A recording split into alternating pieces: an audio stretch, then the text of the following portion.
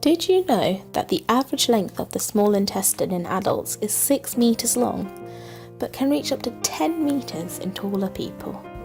Considering that most humans are less than 2 meters tall, that's quite a lot of intestine in one person. So today I've got a video for you on what I think is quite an interesting disease. It's called fibrodysplasia ossificans progressiva, FOP, or more colloquially it's known as Stone Man syndrome. Let me break down the name for you.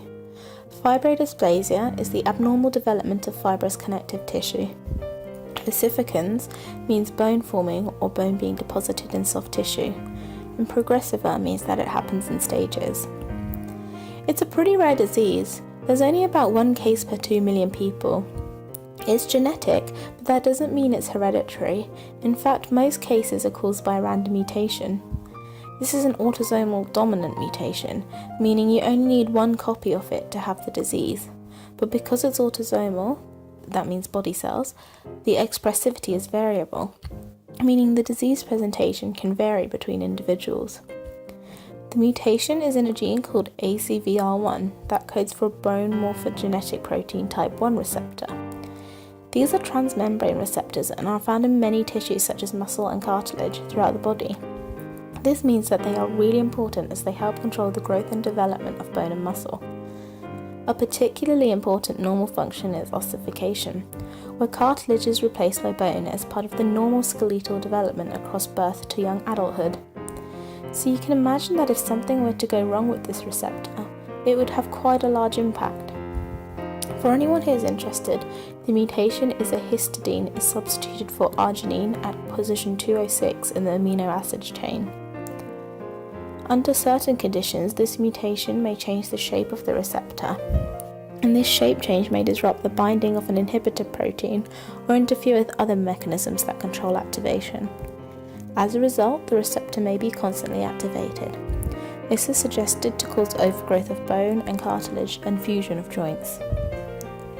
Clinically, there are bouts of acute pain and there are flare-ups which appear as nodules below the skin.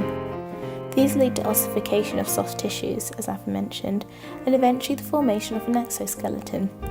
Because the disease is so rare, sometimes the diagnostic tests can lead to more trauma and damage before FOP is diagnosed. One of the first signs is the shortening of thumbs and big toes. Bony tissue development tends to follow a pattern from the neck down. The mean life expectancy of people with the condition is 50 to 60 years old, and patients often die from cardiopulmonary, that means heart and lungs, complications. Physical mobility is reduced over the years, hence the name Stone Man syndrome. There are loads of videos on YouTube out there about people's personal experience with FOP, which I've found extremely interesting and educational. I wouldn't want to speak for people when they have spoken for themselves about everyday living with FOP.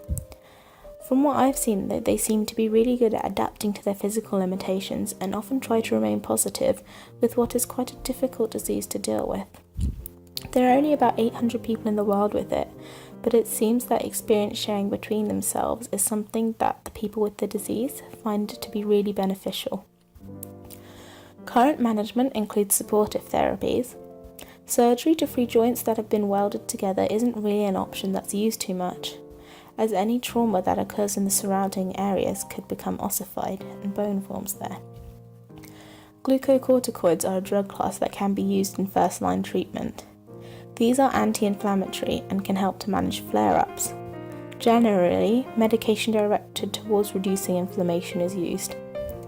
Prophylactically, and that means as a preventative measure, patients should try to avoid falling over as trauma can lead to bone formation.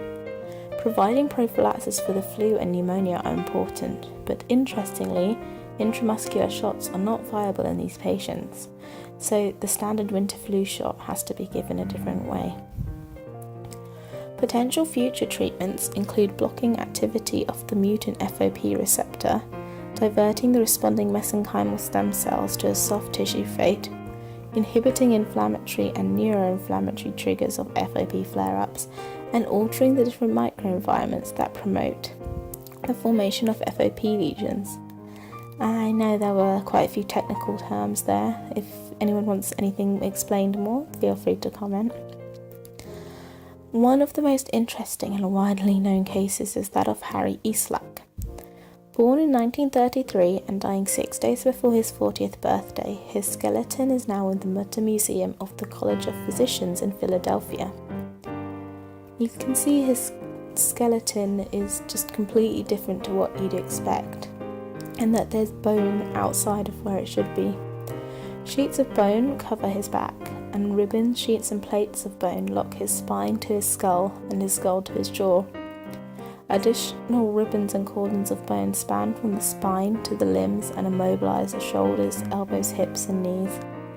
There's bone that links his pelvis and thighs, and his upper arms were welded to his breastbone by bone that crossed his immobilized rib cage. So I'll leave you with the question. Due to the progressive limitation of movement, there have been some people who have had to make the difficult decision of whether they wish to remain sitting or standing when they can't move anymore. What would you choose? Like I said before, please do check out people's individual experiences if you're interested. I think it's a really good way to learn how diseases actually impact on people rather than just the science behind it and just the clinical features, because everyone's experience is really different.